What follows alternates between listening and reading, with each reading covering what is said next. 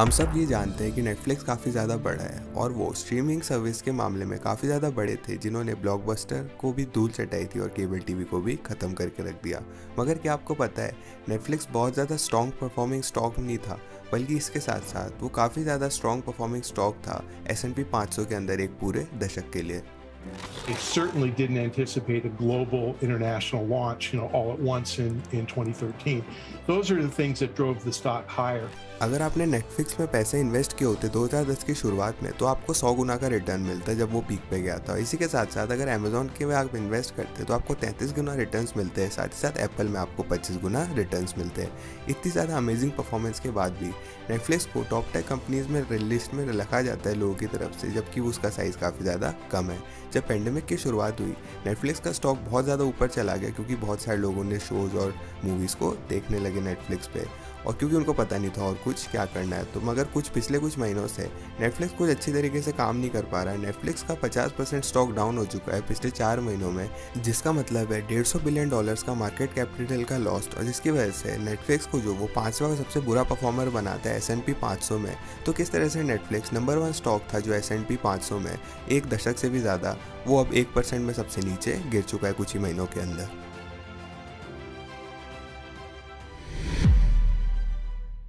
Netflix की जो जड़ से प्रॉब्लम है वो ये है कि वो ट्रेडिशनल टीवी और मूवी इंडस्ट्री पे डिपेंडेड है कंटेंट के लिए अपने। दूसरे शब्दों में कहें तो नेटफ्लिक्स के बहुत ज़्यादा जो लाइब्रेरी में उनका जो सारा कंटेंट है वो पूरा डिपेंडेड है कितने सारे वो लाइसेंसिंग डील्स बना पाते हैं प्रोडक्शन स्टूडियो के साथ। अब नेटफ्लिक्स को ये सारी चीज़ें पता है शुरुआत से ही, इसी की वजह से जो उनका सबसे बड़ा फोकस रहता है वो नेटफ्लिक्स ओरिजिनल बनाने में रहता है। और पिछले कुछ दशकों में उन्होंने काफ़ी सारे बहुत अच्छी सीरीज जैसे BoJack, horseman, house of cards और साथ साथ स्क्विड गेम जैसी सीरीज लॉन्च करी। इन्हीं ओरिजिनल्स के साथ साथ उन्होंने बहुत सारे शोज जैसे मनी हाइस्ट और लूसीफर्स भी लेकर आए।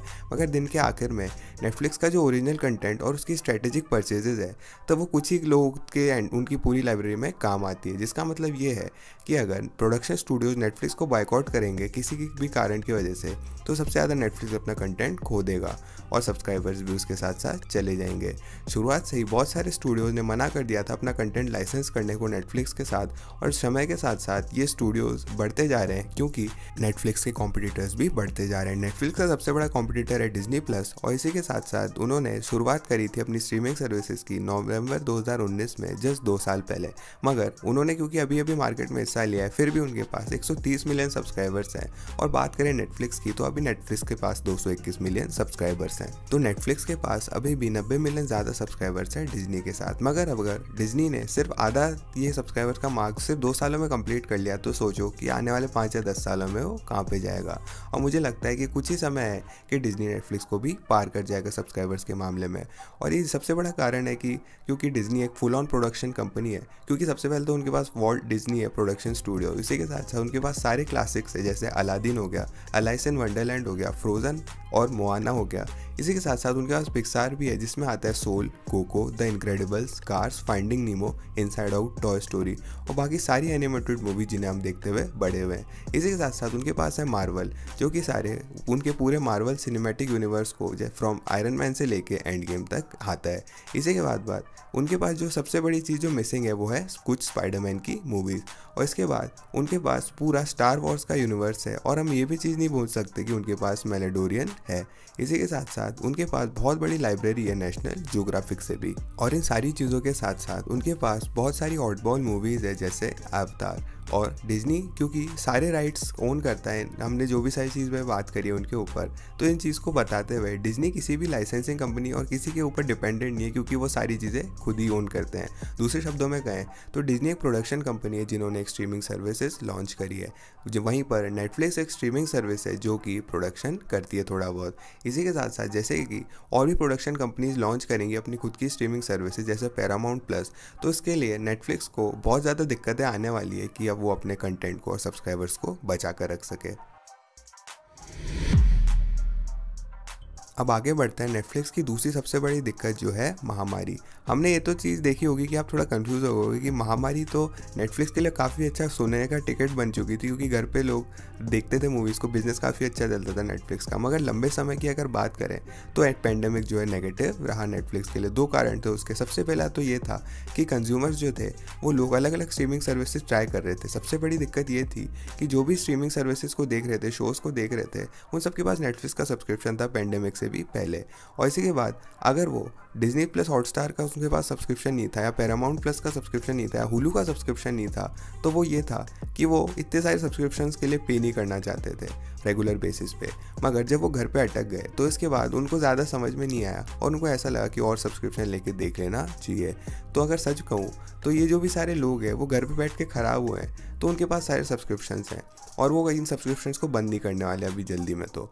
मगर जो लोग जिनकी एक सोशल लाइफ है, जो बाकी चीज़ें भी करते हैं यूट्यूब और मूवीज़ देखने के अलावा, तो उनके लिए शायद ये चीज़ सही नहीं होगी कि वो सारी सर्विसेज के लिए पैसा देते रहे। तो वो 1-2 स्ट्रीमिंग सर्विसेज को भी बंद करा सकते हैं। तो ये हमारे पास एक सवाल ले देता है कि कौन से स्ट्रीमिंग सर्विसेज को वो कैंसिल करेंगे, कौन से सब्सक्रिप्शंस को कैंसिल करेंगे।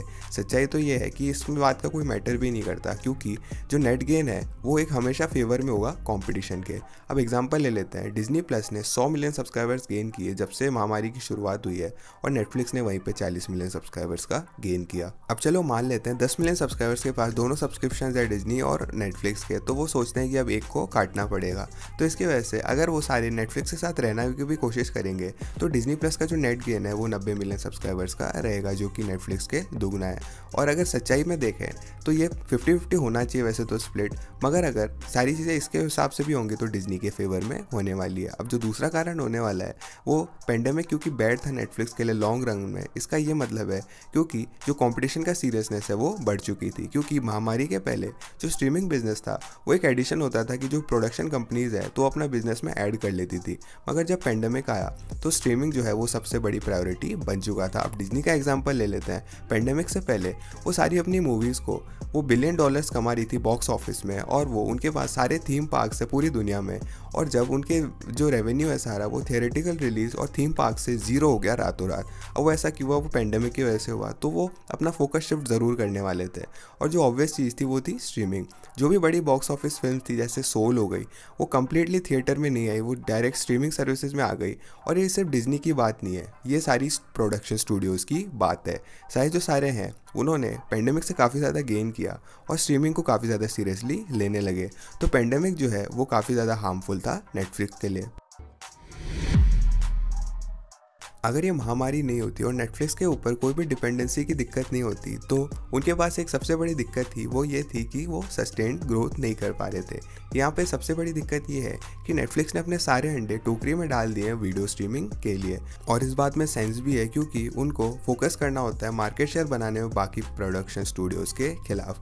मगर ये सोच लेते हैं कि अगर उन्होंने ऐसा कर भी लिया, तो अगर वो डिज्नी प्लस से हार भी रहे हैं, तो अगर डिज्नी प्लस और नेटफ्लिक्स अगर दोनों मिलकर डुओपोली हो जाते हैं स्ट्रीमिंग इंडस्ट्री में, तो आगे क्या होने वाला है? इसका जवाब ये है कि मार्केट सैचुरेशन।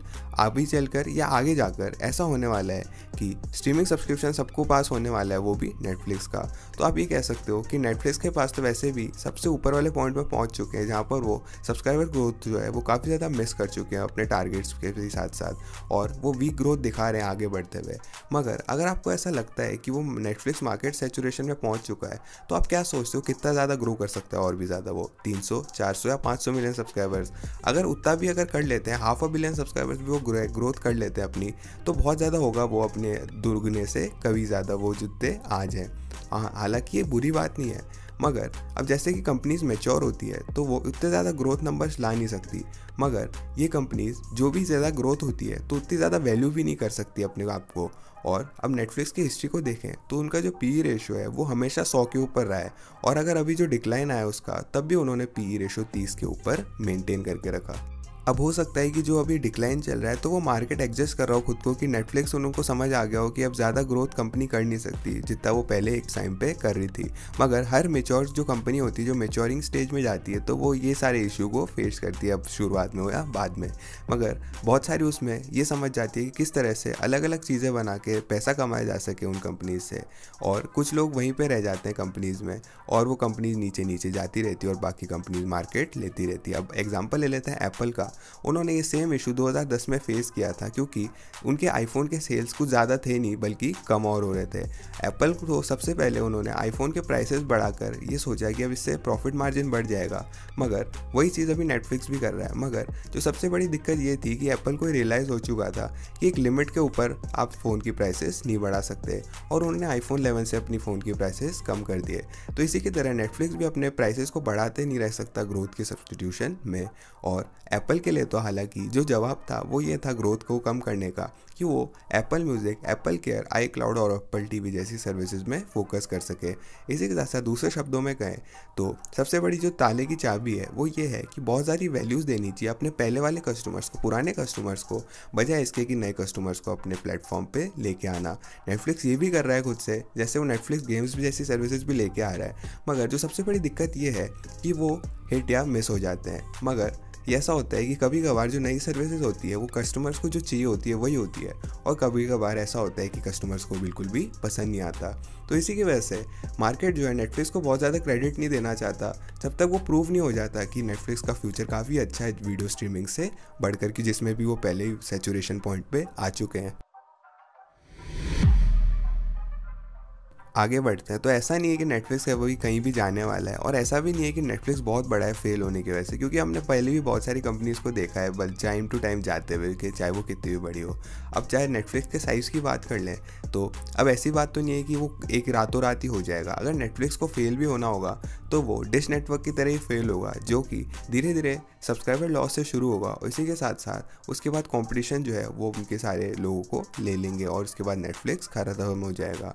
मगर नेटफ्लिक्स के पास अभी भी कम से कम 2 दशक तो बाकी है कि वो सोच सके और चीज़ें बदल सके, अपनी सर्विसेज को एक्सपेंड कर सके गेमिंग में, लाइव स्ट्रीमिंग में, या जो भी सारी चीज़ें हैं जैसे फुल ऑन प्रोडक्शन स्टूडियो बनाने में। और क्योंकि जितना टाइम नेटफ्लिक्स के पास है आपको ये लग सकता है कि वो सेफ़ है, मगर वही बात है कि आपने यही चीज़ 10 से 15 साल पहले डिश के बारे में भी सोची होगी। अब मुझे पर्सनली ऐसा लगता है कि नेटफ्लिक्स जो है काफ़ी ज़्यादा इनोवेटिव कंपनी है डिश के मुकाबले। और हाँ, हालांकि कोई भी चीज़ हो, नेटफ्लिक्स एक टेक कंपनी है ज़्यादातर बजाय एक मीडिया कंपनी के। तो मुझे लगता है कि वो सब बहुत सारे क्रिएटिव सोल्यूशंस के साथ आएंगे, स्पेशली रीड हैशटैग्स और उनके हेल्प के साथ। सो मुझे इसका तो डाउट है कि नेटफ्लिक्स जो है वो डिश की तरह ख़त्म हो जाएगा, मगर सिर्फ वक्ती चीज़ों को बता सकता है। आपको क्या लगता है इस स्ट्रीमिंग वॉर को कौन सी कंपनी जीतेगी? कमेंट करके ज़रूर बताना, और इस वीडियो को लाइक भी कीजिएगा कि अगर आपको लगता है कि नेटफ्लिक्स हमेशा से सबसे बेस्ट होने वाला है स्ट्रीमिंग सर्विसेज के मामले में। और साथ ही साथ हमारे इंटरनेशनल चैनल्स को चेक कीजिएगा हमारी वीडियो दूसरी लैंग्वेजेस में देखने के लिए, और साथ ही साथ हमारे चैनल को सब्सक्राइब कीजिएगा इसी तरह के सवालों के लॉजिकली आंसर्स के लिए। मैं था चिरंजीव और मैं मिलता हूँ आपसे अगली वीडियो में।